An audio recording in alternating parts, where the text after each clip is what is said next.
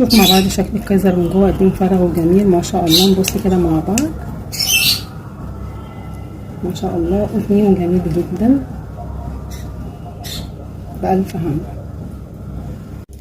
بسم الله الرحمن الرحيم. علشان نعمل مع بعض الكايزر او الفينو المفروض ان ليه تكنيك خاص هنعمل مع بعض باذن الله خطوه بخطوه، علشان تبقى المقادير معتمده عند حضرتك وتعمليها باستمرار باذن الله. معايا حاجه مهمه جدا علشان ابدا اعمل فينو او الكايزر. هبدا اخد كوبايه من الكوبايات المعياريه من الدقيق. يفضل طبعا الدقيق بتاعي يكون دقيق البروتين العالي اللي هو دقيق المخبوزات. لو مش متوافر يفضل اللي بعديه على طول يكون دقيق جميع الاغراض، بس يفضل في الدرجه الاولى يكون دقيق المخبوزات اللي هو يكون دقيق عالي البروتين. تمام. باخد مجموعه معياريه من الدقيق المخبوزات وبنزل عليه بمعلقه صغيره بسم الله الرحمن من الخميره الفوريه بالشكل ده، وببدا اخد المقدار بتاعي ده وبنزل عليه بنص مج من المجات المعياريه من الميه العاديه خالص. بقلب المقادير الجافه وبنزل الحين. بعمل ايه؟ بعمل بالمقدار ده حاجه اسمها البولش، اللي هو زي عجينه بدائيه او ابتدائيه كده لعمل الكايزر او الفينو. طب الفايده منها ايه؟ الفايده ان هي بتخلي لي لقمه الكايزر او الفينو تبقى شاده حيلها وواقفه، ما بتميلش مش بتنام على الصينيه بتاعه الخبز، بالعكس بتكون واخده وضعها تمام وشكلها بيكون مظبوط في صينيه الخبز بتاعتي. ببدا اقلب بالشكل ده، وبعدين بعد ما تتداخل المقادير كلها مع بعض ببدا ان انا اغطيها وبسيبها في حدود نص ساعه لساعه في جنب المطبخ كده على الرخامه، علشان تبدأ ان هي تتفاعل مع بعضها وبتكون لي البولش اللي احنا عايزين نوصل له بإذن الله. والغريب ان الخميرة هتتنفس وتتفاعل بدون وجود سكر ولا مادة سكرية خالص. تمام. المقدار بتاعي عبارة عن 3 مكونات: دقيق ومية وخميرة فورية. تمام. خلاص انا كده قلبت المقدار مع بعضه بالشكل ده، والمقدار بتاعه كان عبارة عن كوباية من الكوبايات المعيارية او مج من المجات المعيارية من دقيق البروتين العالي اللي هو دقيق المخبوزات، مع نص كوباية من الكوبايات المعيارية من المية، ومعايا معلقة صغيرة من الخميرة الفورية. وببدأ اخد البولش بتاعي وبنزل بيه على 3 كوبايات من الكوبايات المعيارية من الدقيق، يبقى معايا الإجمالي 4 كوبايات فيما يعادل نص كيلو من الدقيق جميع الأغراض أو دقيق البروتين العالي ودقيق المخبوزات. بنزل بالكمية بتاعت البولش بتاعته. على فكرة البولش ده ممكن ان انا احتفظ بيه في الفريزر، اعمل كمية واشيلها في الفريزر، وعند الاستخدام ابدأ ان انا اخرجها واسيبها لما تخرج كل البرودة اللي فيها وتاخد درجة حرارة الغرفة، وابدأ ان انا استخدمها في المعجنات. بتدي نتيجة هايلة جدا جدا. بنزل على الدقيق بتاعي 3 كوبايات بمقدار البولش بعد ما اختمر معايا. طبعا لاحظنا اختمر قد ايه بدون اضافه سكر او اي ماده سكريه. ببدا انزل كمان على المقدار بتاعي بعدد 1 بيضه عليها نص معلقه صغيره او ربع معلقه صغيره من الفانيليا. بسم الله الرحمن. وبنزل على المقدار بتاعي بمعلقه كبيره من المعالق المعياريه من الخميره الفوريه،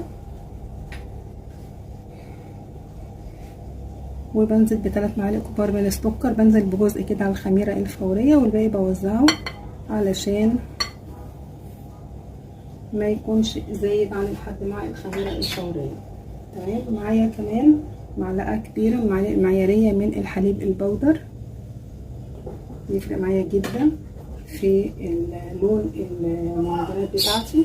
وكمان بنزل على المقدار ده بمعلقه كبيره من الخل. بسم الله الرحمن. ومعايا كمان معلقه كبيره من الزبده.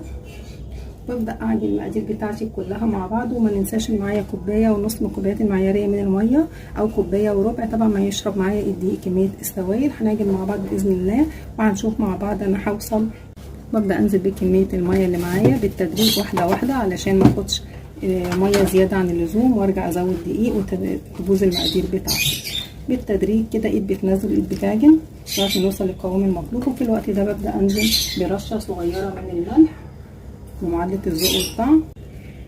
والعجين بتاعي لما وصل جوانب البولة، ولكن كمية السوائل اللي معايا ما خدتهاش كلها. وعلشان العجين ينجح معايا ببدأ ان انا اخد قطعة العجين بتاعتي بالشكل ده، ببدأ ان انا اخبط فيها كده، علشان كل ما اتعجنت اكتر كل ما نعمت معايا، وكل ما العيش بتاعي بعد الخبز ما يفرولش مني ويفضل طري لاطول مدة ممكنة. بعمل العملية دي في حدود 3-4 دقايق كده، لغاية ما احس ان العجين بتاعي بدأ ينعم. لو نلاحظ ان هو بدأ ينعم، فهبدأ بقى اخد نقطتين كده من الزيت واغطي العجين بتاعي. بعد مرور حدود نص ساعة تضاعف حجم العجينة بتاعتي، فهبدأ ان انا اشيل استرتش من عليها او كيس الثلاجة، وهبدأ ان انا اهبط العجينة بتاعتي بالشكل ده. بسم الله الرحمن. هبدأ ان انا اجمعها بالشكل ده، وهعجنها في حدود برضو 2-3 وهسيبها تخمر للمرة التانية. والحركة دي او التخمير على مرحلتين بيخلي المسام بتاعت الخبز بتاعي بتكون مقفولة، ما بتكونش مسام واسعة، وبيخليه ناعم اكتر، وكمان ما يفولش معايا بسرعة بعد ما يستوي. يقعد معايا اكتر من اسبوع بنفس الجودة وبنفس النعومة وبنفس الطراوة. هعجنه وبعدين هغطيه واسيبه يختمر للمرة التانية. بسم الله الرحمن الرحيم. واختمرت العجينة بتاعتي بالشكل ده، طبعا حجمها بسم الله ما شاء الله. لاحظ ان هي ما لزقتش في الاسترتش راب، علشان انا كنت دهنه العجين بنقطة كده او لحسة بسيطة من الزيت. هبدأ بقى ان انا اخرج العجين بتاعي من البولة. بسم الله الرحمن الرحيم. ومش بهبط العجين خالص، انا محتاجة كمية الهواء اللي دخلت دي مش عايزة استغنى عنها. ويبقى معايا معلقة من الزيت، يفضل يكون الزيت بتاعي ملوش طعم ولا ريحة زي ما اتفقنا قبل كده. وهبدأ ادي مسحة من الزيت كده على الكاونتر بتاعي ومات السيليكون. هبدأ ان انا اخد بسم الله الرحمن العجين قدر المستطاع، بحتفظ بكمية الهواء اللي موجودة بالشكل اللطيف ده. وببدأ ان انا افرد العجين الى حد ما. ببدأ ان انا اخد بقى المقطع واقطع بسم الله الرحمن الرحيم العجين بتاعي. يبقى معايا الميزان، ولو مفيش ميزان يبقى عينك ميزانك. هبدأ ان انا اقطع العجين بتاعي كل قطعة في حدود 60 جرام او في حجم الليمونة الكبيرة او البرتقانة الصغيرة. حابة تعملي كايزر تمام، حابة تعملي عيش فينو بيبقى تمام وزي الفل. ببدأ بقى ان انا اخد القطعة دي واقسمها لقطع اصغر بالشكل ده. انا بالنسبة لي معايا ميزان، فهوزن كل قطعة في حدود 60 جرام. معاكي من 60 جرام ل 70 و75 جرام كمان تبع الرغبة. حابة ان انت تعملي ميني كايزر بيبقى في حدود 30 جرام او ميني فينو بيبقى في حدود 30 جرام. وبنعم العجين بتاعي كل قطعة واخدها وابدأ ان انا انعمها بعد ما بوزنها على الميزان او عينك ميزانك. لو مش متوفر ميزان عندك بيبقى عينك ميزانك، وبتبدأي ان انتي بالشكل ده 60 جرام للقطعة بعد ما بصفر الميزان بتاعي، وهكذا لغاية ما اخلص الكمية بتاعتي. هنشوف مع بعض بإذن الله التشكيل هيكون ازاي سواء كايزر او فين. وبعد ما قصبت العجين بتاعي او قسمته هبدأ اخد اول قطعة عجين انا بدأت بيها علشان تكون هي اخدت وقتها في ان هي ترتاح. وهبدأ ان انا اديلها مسحة كده بسيطة من الزيت، وهبدأ ان انا افردها كده على الكاونتر عندي بالشكل ده. وببدأ ان انا المها بالشكل ده.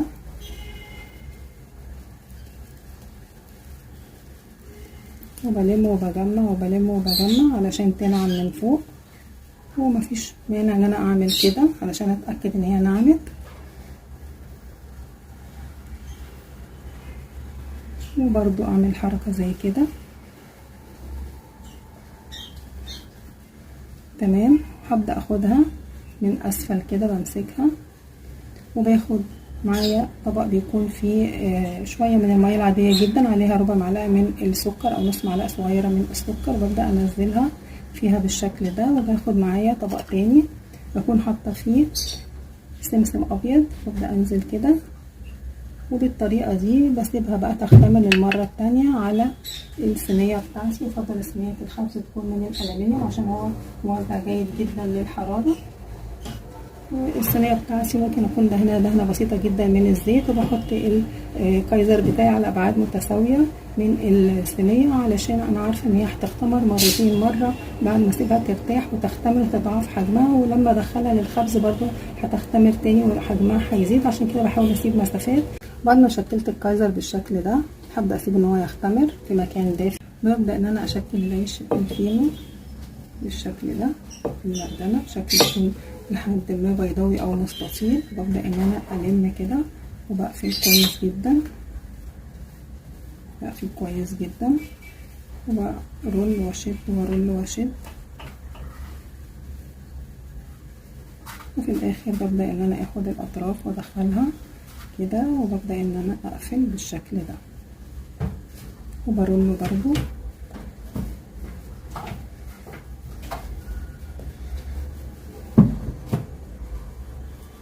تمام. ببدأ بقى ان انا اخد الرغيف بتاعي وبنزل بيه برضو في طبق بيكون فيه مية مع رشة من السكر، برضو بديله رشة من السمسم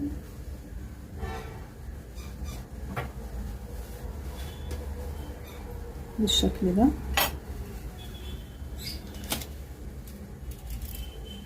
تمام.